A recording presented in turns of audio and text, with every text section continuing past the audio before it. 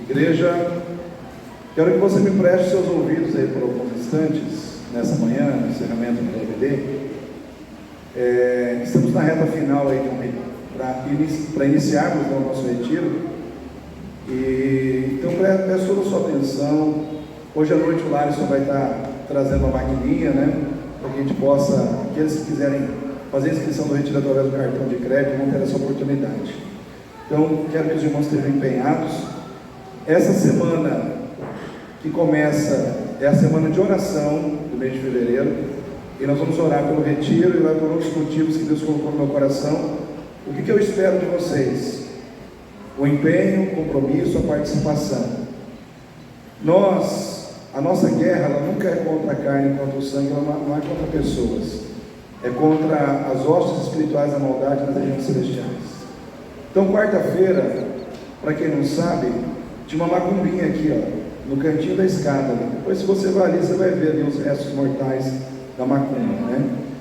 Então, inicialmente, a gente pensou que eram garrafas de bebida somente, mas quando eu comecei a tirar, eu descobri o que estava embaixo, né? E tinha borra de café, tinha remédio, tinha cocô, tinha tudo que você puder imaginar, né? Então, aí eu tirei, removi. E ontem, falando com o pastor Djalma, da PIB, porque o nosso pastor de Brasília acabou tendo um problema lá, por questões financeiras, ele não vai conseguir vir, e nós não temos condição de bancar a sua viagem. Então o pastor Djalma possivelmente vai ser o preletor domingo à noite, ele vai me dar a resposta terça-feira, mas é quase certeza que ele vai estar no retiro conosco. O pastor Djalma, ele falou: pastor Galdinei, aqui na PIB nós estamos trazendo um palestrante, porque é necessário hoje que a igreja entenda muitas questões de lei. Dia 11 de janeiro, por exemplo, foi aprovado uma lei que penaliza como racismo, né, muitas questões relacionadas à cultura afro, inclusive você pegar uma macumba e queimar uma macumba, né? Tudo que está relacionado à cultura afro ganhou uma certa blindagem de lei por essas questões todas que a gente já sabe, né? Que envolve questões políticas, visões ideológicas relacionadas ao socialismo, à esquerda, né, e tudo mais. Então, muitas outras coisas estão vindo por aí também. Mas eu pego a palavra que ele disse para mim ontem, que o crente, ele tem que ser simples como a pomba, mas ele tem que ser astuto como a serpente. Então nós não podemos ser bobos, né? Nós não podemos agir só na emoção, nós não podemos agir só naquela fé sem entendimento. A fé precisa ser colocada em prática, mas com entendimento. Então nós precisamos entender, né, o nosso panorama hoje, o nosso contexto, né, de fé e de religiosidade hoje dentro do Brasil, das questões que estão sendo tratadas, coisas que estão sendo votadas ainda, e nós precisamos estar atentos a todas essas questões. Então, queridos, a macumbinha foi tirada, foi dado o destino que ela tinha que ter, né? Então e aí eu fiquei, né, mas será que foi mesmo? E aí, para entender que foi, todos esses dias a minha esposa sabe, né?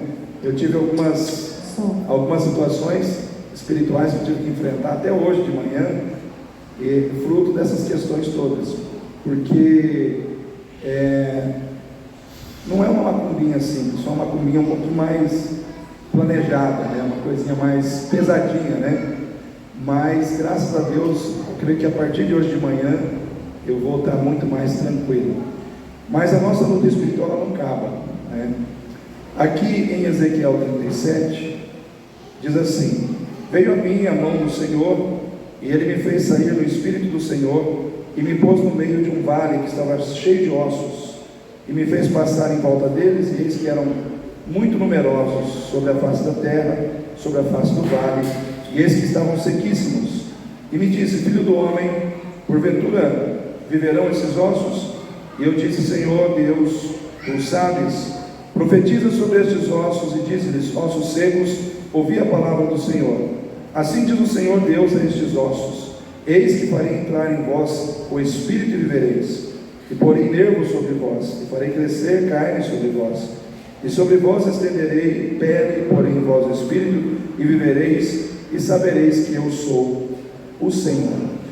Eu não vou ler o restante porque os irmãos já sabem, já conhecem esse texto. Os irmãos já sabem que quando o profeta começou a profetizar a palavra do Senhor, houve um reboliço, os ossos se ajuntaram, todos que estavam desconjuntados começaram a se juntar, cada um na sua posição certa. De repente vieram nervos, depois dos nervos vieram a carne, depois da carne veio a pele, e ali aqueles ossos que eram um amontoado de ossos secos se tornaram pessoas vivas, em pé. E aí faltava fôlego naquelas pessoas. E aí a palavra do Senhor veio novamente ao profeta dizendo: ora, para que venha o Espírito do Senhor e encha esses ossos, esses corpos de vida, né? Queridos, nós sabemos que o vale de ossos secos, ele representa o povo de Deus na época, e que o estado de estarem secos representa a vida espiritual do povo na época. O povo estava vivo fisicamente, mas morto espiritualmente. E aquele vale representava a sequidão, uma sequidão na fé, uma sequidão espiritual, uma desorganização na vida do povo de Deus. E como é que a coisa começou a mudar? Quando o povo começou a ouvir a palavra do Senhor. A palavra do Senhor. A palavra do Senhor. Eu quero perguntar a você: a palavra do Senhor tem poder? A palavra do Senhor tem poder, igreja? Então nós precisamos ouvir a palavra.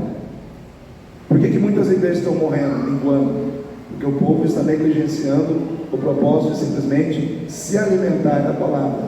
A palavra não é...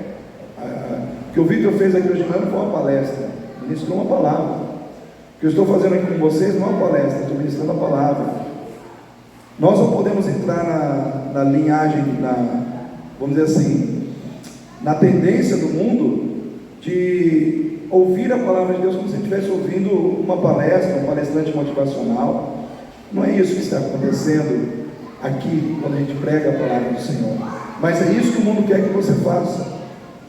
E nós precisamos deixar a palavra de Deus organizar a nossa vida. Tem muita coisa que está desorganizada na vida dos crentes, porque os crentes não estão dando à palavra de Deus a autoridade que ela precisa. Nós conhecemos a palavra, conhecemos o que a palavra revela, sabemos das verdades espirituais, mas nós ajustamos as coisas ao nosso bel prazer. Nós não deixamos a palavra de Deus ter o governo, ter o poder de mando, ter o poder de determinar como as coisas devem acontecer. Por isso muitos crentes estão ficando desorganizados, frios, secos na fé. E outra coisa que nós precisamos entender é o poder da oração. Oração tem poder, igreja? Quantos viram o testemunho que eu passei no grupo ontem da Márcia Domeda, a capelã?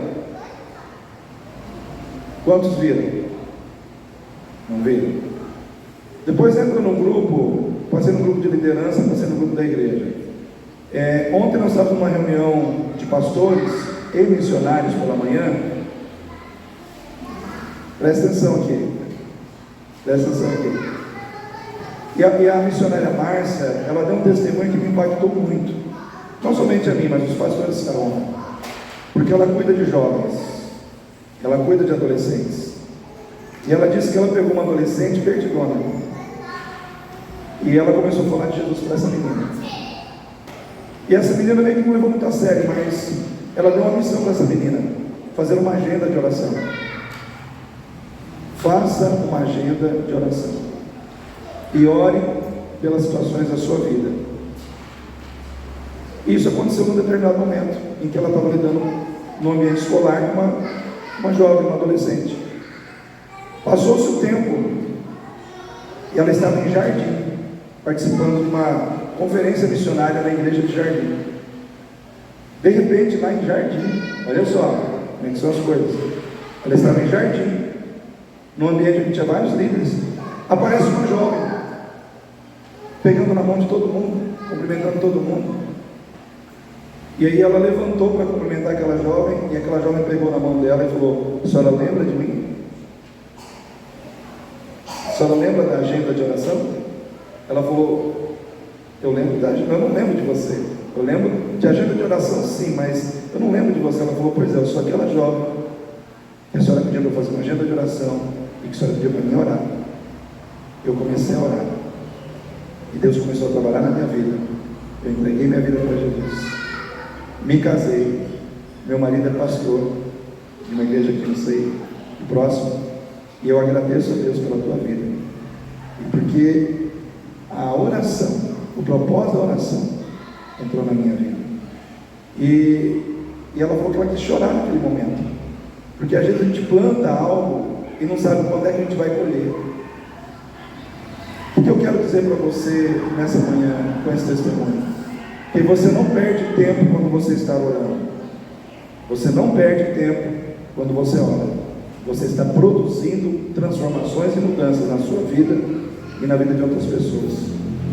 Eu creio profundamente no poder da oração, porque se eu não orasse, eu não poderia. Muito do que eu tenho feito, eu só tenho conseguido fazer porque eu tenho orado. Sexta-feira foi um culto muito avivado aqui, né?